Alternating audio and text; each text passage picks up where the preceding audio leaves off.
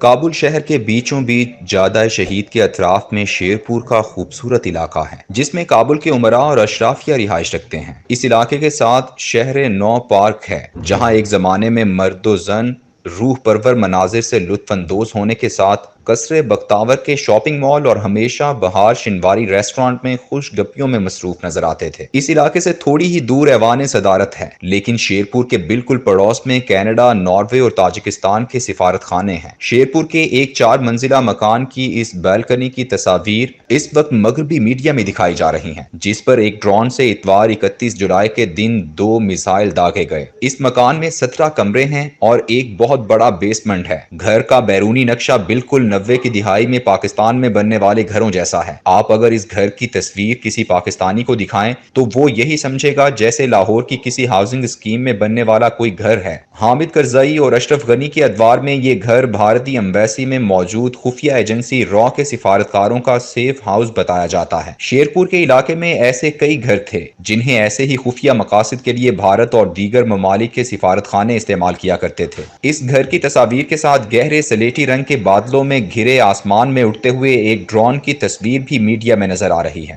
اس تصویر والے آسمان سے کسی کو بھی یہ معلوم نہیں ہو سکتا کہ یہ کس شہر کی فضا ہے۔ اسی طرح ایک اور تصویر بھی ہے جس میں بہت دور سے شیرپور کے علاقے کے کسی مکان سے دھواں اٹھتا دکھائی دے رہا ہے۔ یہ ہیں وہ تمام ثبوت جو ٹیکنالوجی سے لیس عالمی طاقت امریکہ نے ایمن الظواہری کے مارے جانے کے بارے میں فراہم کیے ہیں، اور انہی ثبوتوں کی بنیاد پر پورا مغربی میڈیا یقین بھی کر رہا ہے، اور ایک دفعہ پھر اس خطے کو آگ اور خون میں نہلانے کے لیے فضا بھی ہموار کر رہا ہے۔ ایسا کیوں؟ افغانستان کے ساتھ یہ سلوک دوسری دفعہ ہو رہا ہے۔ پہلی دفعہ افغانستان پر عالمی طاقتیں اس وقت حملہ آور ہوئیں جب ملا محمد عمر رحمۃ اللہ علیہ کی قیادت میں ستمبر 1994 میں قائم ہونے والی طالبان حکومت نے پوری دنیا پر یہ ثابت کر دیا تھا کہ ایک جنگ زدہ اور قتل و غارت میں ڈوبے ہوئے افغانستان میں امن کیسے قائم کیا جا سکتا ہے۔ ملا محمد عمر کے 2 اقدامات نے تو پوری دنیا کو ورطہ حیرت میں ڈال دیا تھا۔ افغانستان جہاں دنیا کو فراہم کی جانے والی 97% افیون کاشت ہوتی تھی اور بارڈر کے ساتھ ساتھ ہیروئن بنانے کی لاتعداد فیکٹریاں تھیں جہاں سے قافلے پوری دنیا کو ہیروئن سپلائی کرتے تھے، ملا محمد عمر کے ایک فرمان سے پورے افغانستان میں افیون کی کاشت صفر ہو گئی تھی۔ مغربی حکام جو کہ دہائیوں سے منشیات کی روک تھام کی عالمی اور علاقائی تنظیموں میں کام کر رہے تھے، وہ حیران تھے کہ ان کے پاس اس قدر وسائل ہیں۔ ملکوں کی افواج فضائی نگرانی کے لیے ہیلی کاپٹر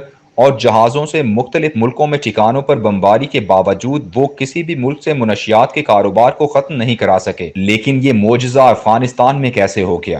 دوسرا معجزہ امن و امان کے قیام کا تھا۔ امن قائم ہونے کے بعد ملا محمد عمر نے افغانستان کے عوام سے کہا کہ چونکہ طالبان حکومت میں اب کابل سے قندھار تک زیورات سے لدی پھندی ایک عورت بلا خوف اطمینان سے سفر کر سکتی ہے، اس لیے تمام شہری اپنا اسلحہ طالبان کے پاس جمع کروا دیں، اس لیے کہ ہم اب امن عامہ کے ذمہ دار ہیں۔ اب کسی کو اسلحہ رکھنے کی حاجت نہیں ہونی چاہیے۔ دنیا کے لیے یہ دوسرا مقام حیرت تھا کہ وہ افغان جو اسلحے کو اپنا زیور تصور کرتے تھے، انہوں نے بخوشی اپنا اسلحہ طالبان کے حوالے کر دیا۔ پاکستان میں بھی جنرل معین الدین حیدر نے ناجائز لائسنس والا چھوڑ کر اسلحے کی واپسی کی مہم شروع کی تھی جو بری طرح ناکام ہوئی تھی۔ افغانستان میں شرعی قوانین کی برکات تھیں کہ جسے ملیا میٹ کرنے کے لیے 11 ستمبر کے ورلڈ ٹریڈ سینٹر پر حملے کا الزام فوراً اس افغانستان پر لگایا گیا جہاں ٹیلی فون لائن، انٹرنیٹ، موبائل اور دیگر جدید ٹیکنالوجی نام کی کوئی چیز نہیں تھی۔ 11 ستمبر کے 14 ملزموں میں ایک بھی افغان شہری شامل نہیں تھا،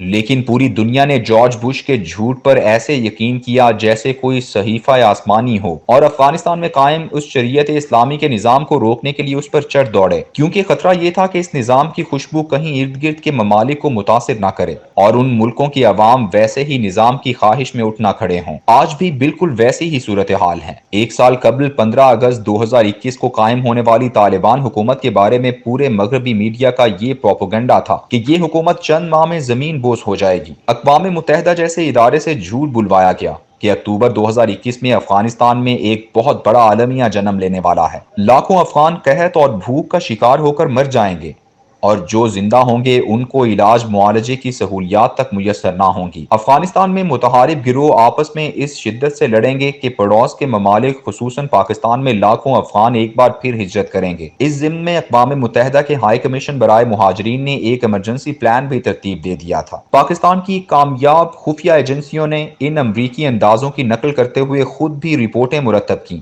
اور وزیر اعظم کی سربراہی میں اعلیٰ سطح اجلاسوں کے بعد وہ جگہیں بھی منتخب کی گئیں جہاں ان افغان مہاجرین کو ٹھہرایا جانا تھا۔ امریکیوں کو اس بات کا بھی بہت زوم تھا کہ ہم وہاں اپنے 20 سالہ دور میں ایک ایسا کلچر عام کر گئے ہیں جو جدید ہے اور ایک نشے کی طرح ہے۔ اس میں انٹرنیٹ ہے، ٹی وی چینل ہیں، فلمیں ہیں، رقص و سرور والے ہوٹل اور بار ہیں، مخلوط طرز زندگی ہے۔ غرض کابل کو ہر لحاظ سے ایک نیم یورپی ماحول والا شہر بنا کر آئے ہیں۔ جنسی آزادی اور اختلاط عام ہو چکا ہے۔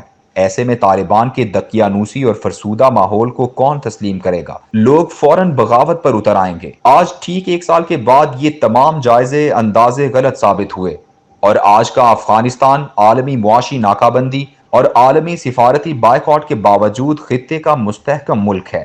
وہ تمام پیشگوئیاں اور اندازے امریکی، مغربی اور خصوصاً پاکستان کے اعلیٰ دماغ تجزیہ نگاروں کا منہ چڑھا رہے ہیں۔ کابل دنیا کا پرامن شہر ہے جہاں جرم نہ ہونے کے برابر ہے۔ افغان طالبان کی سفارتکاری کا عالم یہ ہے کہ تاجکستان سے گیس اور ایران سے پیٹرول لینے کے بعد وہاں دونوں چیزیں خطے میں سب سے زیادہ سستی ہیں۔ افغان کرنسی جس کی قیمت مارکیٹ طے کرتی ہے پاکستانی روپے سے دگنی سے بھی زیادہ حیثیت رکھتی ہے۔ گزشتہ 100 سال سے دریائے ایمو پر ویسے ہی تاجک، ازبک، پشتون لڑائی میں الجھا کر بند نہیں باندھ دیا گیا تھا جیسے ہمارے ہاں کالا باغ ڈیم سیاست کی نظر ہو چکا ہے، لیکن اب ایمو دریا پر بند باندھ کر نہر نکالی جا رہی ہے جس سے افغانستان گندم میں خود کفیل ہو جائے گا۔ دنیا بھر کی ناکہ بندی اور مقاطعے کے باوجود امارات اسلامی افغانستان کی کامیاب حکومت کا 1 سال پوری دنیا کو خوفزدہ کرنے کے لیے کافی ہے کہ عین ممکن ہے کہ کامیاب شرعی نظام کی خوشبو پوری مسلم دنیا کو اپنی لپیٹ میں لے سکتی ہے۔ یہی وجہ ہے کہ ایک بار پھر اس خطے میں عالمی غنڈہ گردی کا راستہ ہموار کیا جا رہا ہے۔ اقبال کی نظم ابلیس کی مجلس شورا میں تمام مشیر اسے کمیونزم، جمہوریت اور دیگر نظاموں کے خطرات